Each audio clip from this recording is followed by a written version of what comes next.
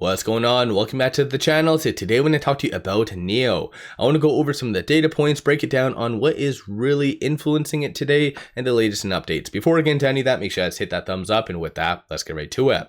So NIO's down 1.36%, 396 the low, 403 the high. During the pre-market, you did have a low of 393. That was, in my opinion, because of China snapping back at the States after hours yesterday, and that was associated to tariffs. So market clearly didn't like that. In addition to that, weekly registration numbers did come out, and they're somewhat mixed, so I'm going to go over that. But basically, you are seeing a nice recovery, a lot of volatility today and a lot of volume. So NIO was top 10 most heavily traded pre-market, so a lot of big money is getting into NIO through options as well as common stock. But getting right to the registration numbers, so as a total 6,650, so that's NIO, Onvo, and Firefly.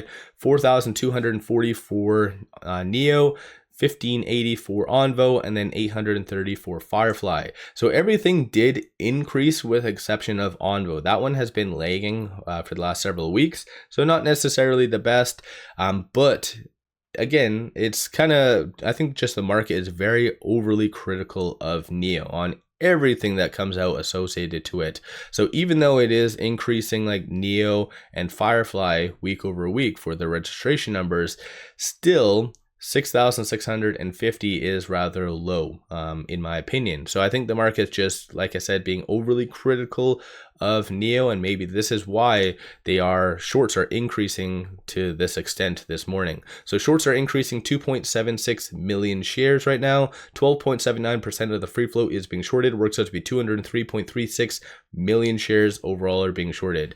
And considering market's been open roughly 30 minutes and we are seeing 5.3 million in overall volume right now, considering roughly around half of that is shorts, this is why you have it suppressed. And even outside of NIO, any stock that has relatively low volume and shorts are like a big problem in whatever stock, you're going to have a recipe for disaster. So ultimately, shorts are kind of dictating where NIO is going. And unfortunately, I hate to say it, that's kind of a very common scenario. But options is kind of painting a different picture. So 1.6 million in calls, 38,000 in puts.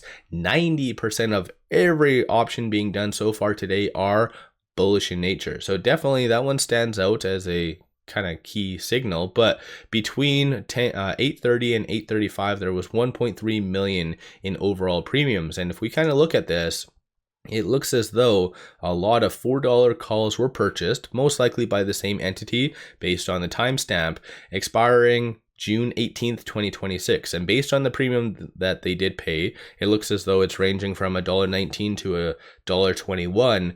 Their break even is roughly $5.20. So they do feel that it is going to be above $5.20 clearly over the next year, just sometime within the next year, of course. But aside from that, though, based on this, you do see the bulls still optimistic for this week, for it to be kind of between that 4 to 450. Bears for it to be sub 4. So still a lot more upside is anticipated. It just needs that nice little push from the broader market to really pump a lot more volume in and just deter shorts to F off, basically. But as far as today, no articles, no SEC filings or anything like that. So it is just piggybacking off of the broader market, as well as, like I said, registration numbers and kind of some speculative comments being stated by China. But aside from that, with it at 399, it is exactly on this S1. So trading between this pivot and this S1. So 411 is going to be that next strong target / resistance. And in my opinion, I don't see that being touched. I know there was a lot of optimism going into this week and even yesterday for a nice recovery, but it wasn't really kind of capitalized at the end of the day. So I think that this 411 might be hit at the tail end of this week, possibly. But for right now, just watch for this S1. Flip side, 392 is going to be the next strong support. So it is bouncing off of that 50-day moving average. And historically speaking, I know kind of history doesn't always repeat itself, but in NIO's case, every time it does bounce off of a key resistance, it does tend to consolidate between roughly 3 to 7 days for the most part. As you can kind of see, it happened here in December, end of December, January. So consolidation phase, if this is going to occur again, most likely end of this week, early next week is where you will see a retest of that 50-day moving average, or possibly even that 100-day moving average at 422. So just giving you a quick update as far as that. But stochastic RSI, you see it roughly at 52, so it is neutral. So not really overbought, nowhere oversold, but with obviously pullback that has happened over the last couple of trading days, I think over the next, probably tomorrow, it will be back in the oversold status.